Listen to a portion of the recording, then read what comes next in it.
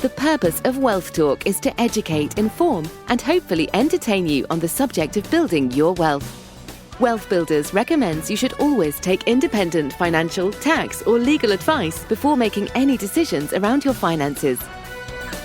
Today's episode is brought to you by Wealth Builders Membership, a proven step-by-step process that helps you achieve financial security within 2 to 3 years. To find out more, head to wealthbuilders.co.uk/membership. Hello and welcome to this week's episode of Wealth Talk. My name's Christian Rodwell, the Membership Director for Wealth Builders. And the dust is just about settling from a week of post-budget live Q&A sessions, which you may have well joined us for. And if you were there, then you would have heard some expert insights from different industry figures, including Jeremy Harbour, Shaz Nawaz, Stuart Scott, Manish Kataria, Kirsty Darkins, and Susie Carter, all joined, of course, by our very own Kevin Whelan. So firstly, I'd just like to say a big thank you to all of our guests and to those of you who joined us. And over the next couple of weeks, we're going to bring you some of the key questions that the Wealth Builders community were asking, along with the answers from our experts. And if you didn't catch the live sessions, then don't worry. We've recorded them and they're available for free right now, along with our own budget guide. So to get your hands on those, head to www.wealthbuilders.co.uk/budget-breakdowns, or you can click on the show notes and you'll see the link there as well. So this week we've pulled out some of the questions that we received around pensions and inheritance tax, and there were plenty of them. And if you're concerned about your pensions or you're feeling uncertain on what actions you should be taking to create, build and protect your wealth following the autumn budget announcement, then do book a free discovery call with our team. Simply head to www.wealthbuilders.co.uk/discovery call and pick a time that works best for you. All right, then let's head over now to Kevin and the first of our budget breakdown questions. A number of IHT issues, weren't there, with farms, the IHT issue of pensions, all pensions, including SIPPs, SSAS, personal pensions, not defined benefit pensions, because defined benefit pensions never had an inheritance transfer anyway, yet still people rave about their final salary pensions as being wonderful. So it's only in 2015 when the law changed to make pensions essentially much more flexible and transferable on death, because before that you had obligations to buy annuities and things like that. So I think it's definitely a bad bit of news as far as pensions are concerned, and all pensions are affected. Some people have thought, well, because a pension is a family trust, a SAS is a family trust, small self-administered scheme. For those who don't know what a SAS is, it's a pension for business owners, really. They think it escapes the inheritance tax position. It doesn't. You're still caught in that loop. But two things to say about all pensions. One, there's never inheritance tax to pay between husband and wife, spouses. And the other point to say is, we've got 2 years worth of planning to have a look at what they're trying to do. And 2 years is, decent enough time. And one point to note about SAS that many people don't know. So if you've got a SIPP or a conventional pension, take a look at a SAS if you've got a limited company. Because with a SAS where you've got multiple members, then you can do something called earmarking, which means you can almost assign the growth and the income between different members of the scheme. So over a long-term play, and you can bring children in to a SAS at age 18, then you've got the opportunity to start to potentially nudge benefits from you if you've got a large pension or you're building a large one and you want to nudge some of that growth in a different direction to the next generation. But Manish, I'm fully behind you that the value of pensions isn't diminished because the purpose of the pensions is to build wealth, and wealth comes from recurring income. So the recurring income is for you, for your life, because at some point, working in a job, working in a business, it's going to end. So having an income stream that gives you certainty, control, not just over investments, but also over fees, is still a massive benefit when you think about corporation tax relief. 25%, that's fixed now for the duration. So instead of taking money out and paying the 25% corporation tax first, you don't have to pay corporation tax on pension contributions. In fact, it's relief. Number two, if you take money out as salary, you're going to have tax to pay and more NI. So you need to review how you're drawing money from your business. That's important. But also, if you take it as dividends, which most people do because that avoids national insurance, you're going to pay dividend tax. And if you're in higher rate, you're going to be paying nearly 40% in that plus the corporation tax. So you've got mountains of tax going already.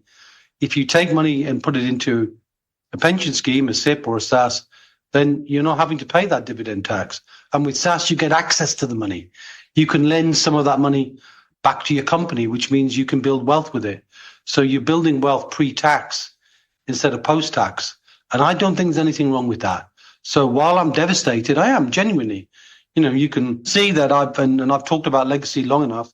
I planned for my pension not to be necessarily needed, but, it's a large pension, certainly north of $1 million. And that means, where the lifetime allowance was previously, which means if I wanted to leave that money to my children as part of that, that's a more difficult challenge now.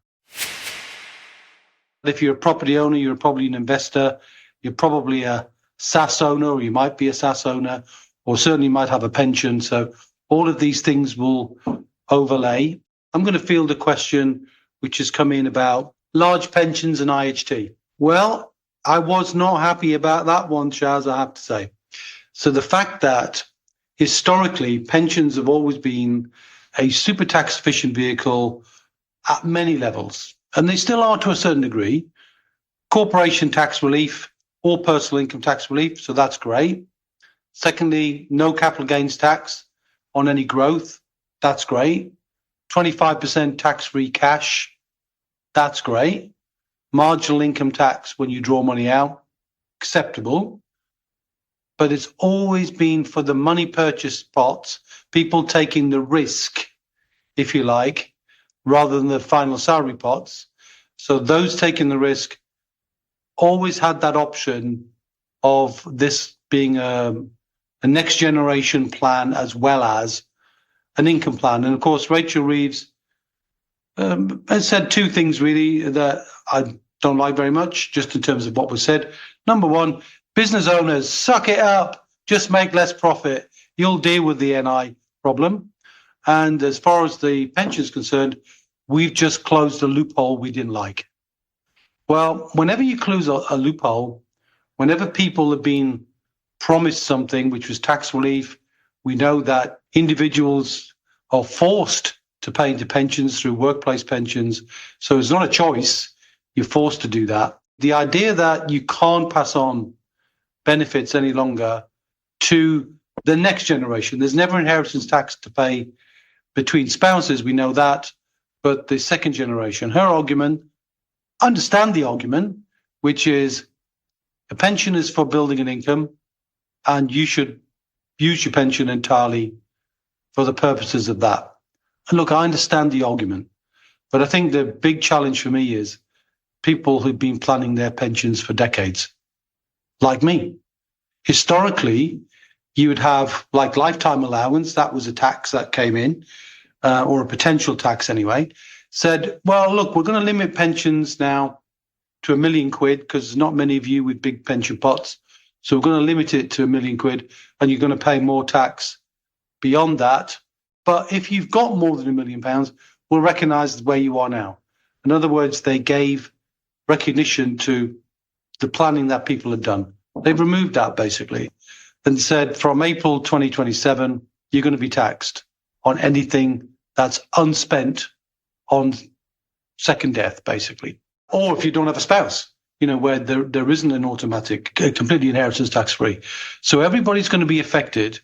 Now, I know there was a lot in the budget previously, or a lot politically anyway, about doctors and the lifetime allowance.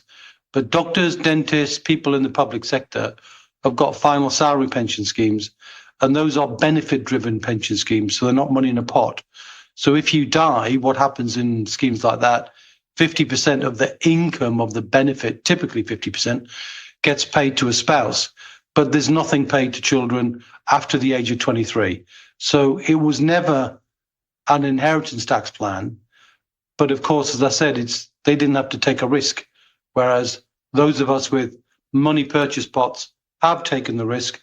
And I think, I'm not happy with what's gone on there. But I would say, though, I am pleased I've got a SSAS, because as I've got a SSAS, I've got the option, just like we did with lifetime allowance, that I can earmark. So there's a word there, earmark.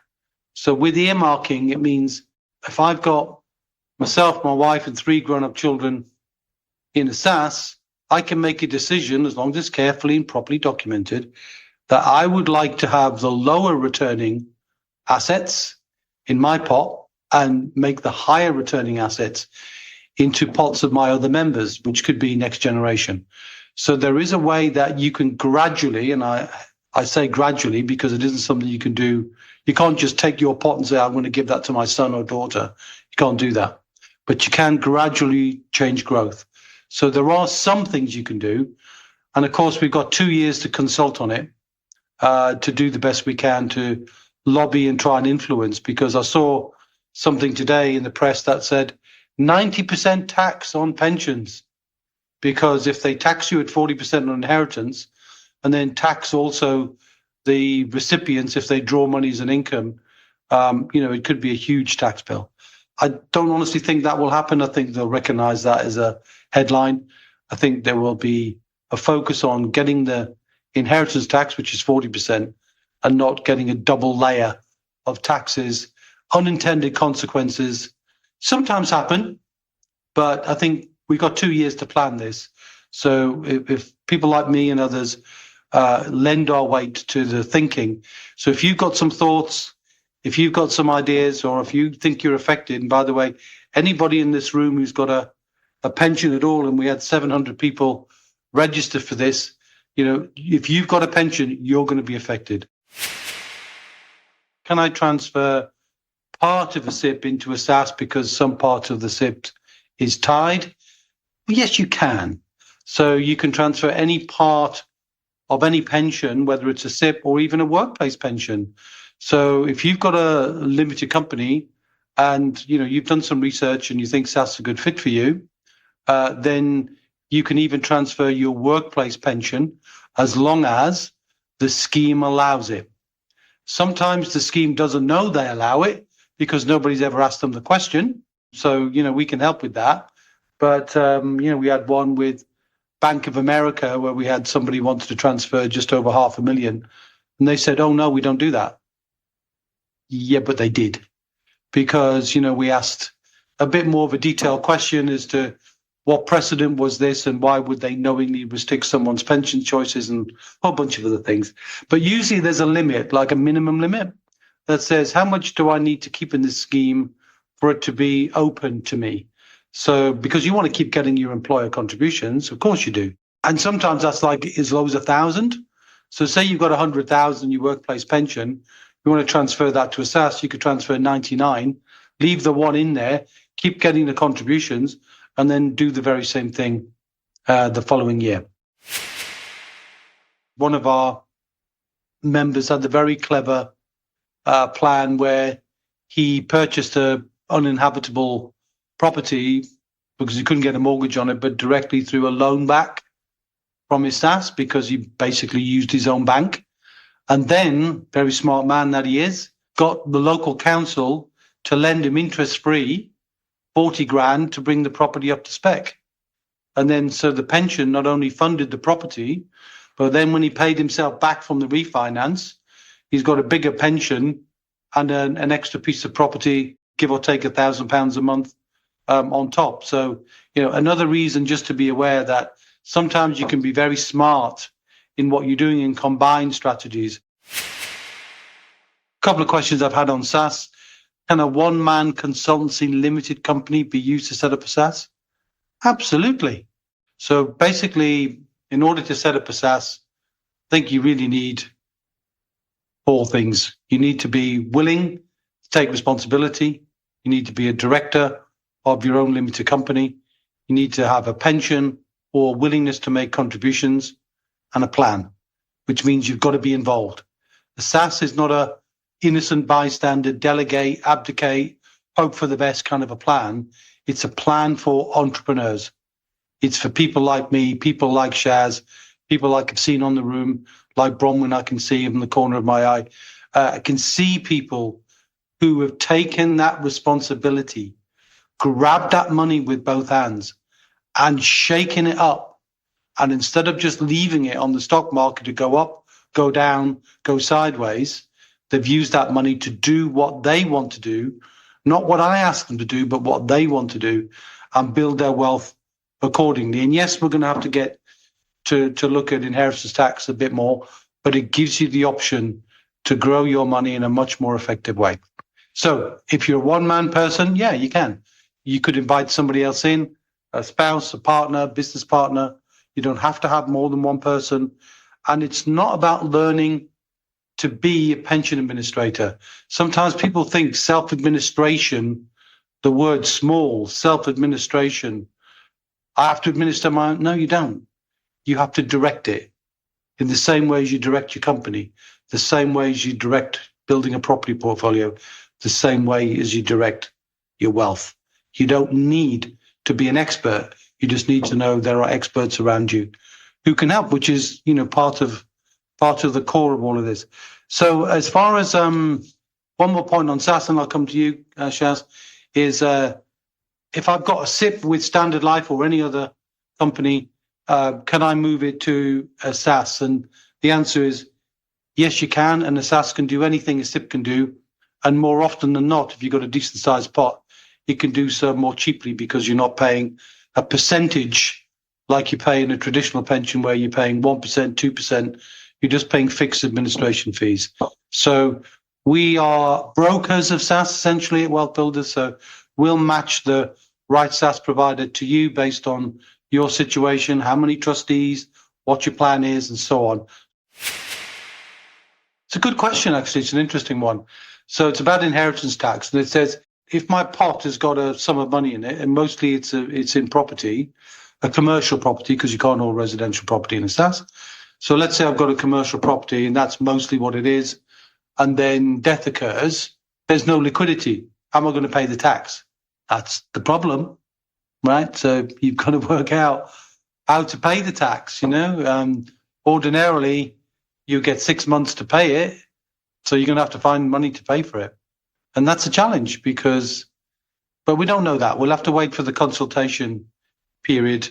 And which relates to another question, which is you can hold.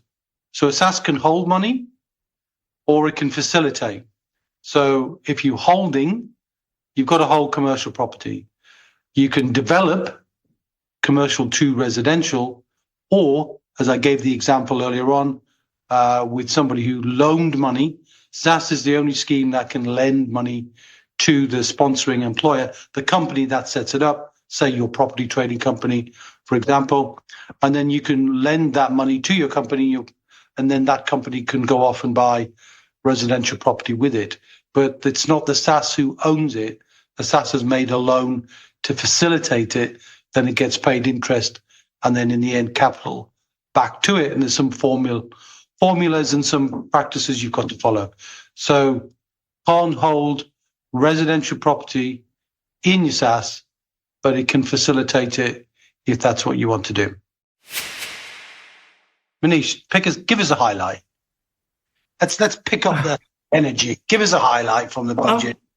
So in a funny kind of way, one of the biggest highlights for me was that, there was lots of speculation before the event, right? So there were lots of scare stories, lots of rumors.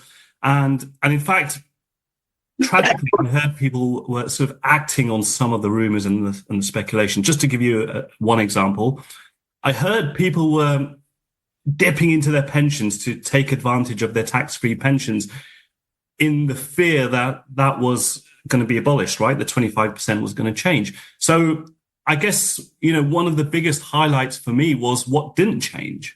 Right? There was so much out there which was supposed to have got worse, and it didn't. So I think these days, with all that's going on, I think we have to count that as a positive to say, hey, look, some of the really sort of attractive benefits of which are essentially free gifts, right? So the tax wrappers, we're talking about ISAs, we're talking about pensions. Yes, there was a change to the IHT position on pensions, which I'm sure we might cover later on. But the basic attraction of a pension at the point of entry is still there, right? There is no lifetime allowance that is confirmed to be abolished. The £60,000 we can contribute into our pension every year, it's an amazing free gift. It really is. And, we're talking thousands in free money per annum, which we should really try and make the most of if we can.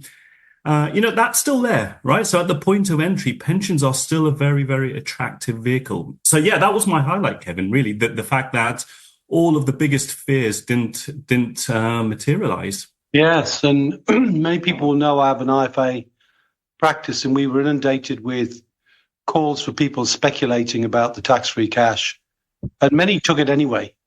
And in fact, across the industry, probably billions of pounds, I haven't seen the figure, but probably billions left the stock market and ended up, in the pockets of others. Now, of course, it's back in their estate, but doesn't necessarily affect it because IHT now affects pensions. And again, yes, we will talk about that. But it's knee-jerk reactions before the event, always dangerous. And also ISA allowances kept, still got your 20,000, still got your 9,000 junior ISA. So lots of good reasons to continue thinking that, yes, while the budget's trying to raise taxes, we still have responsibility to build wealth. So what are we going to do? Just throw our hands up in the air and say, woe is me? No, we have to do something.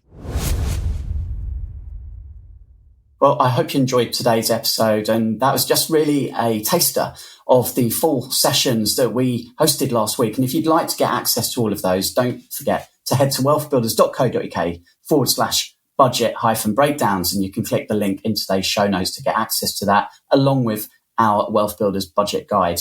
So we'll be back next week, and next week we'll be focusing on some of the questions that our Wealth Builders community had around property. So we had some great guests speaking about residential and commercial property and the tax implications around that. So don't forget to tune in next week. We'll see you same time, same place. See ya. We hope you enjoyed today's episode. Don't forget that we are constantly updating our resources inside the Wealth Builders membership site to help you create, build and protect your wealth. Head over to wealthbuilders.co.uk/membership right now for free access. That's wealthbuilders.co.uk/membership.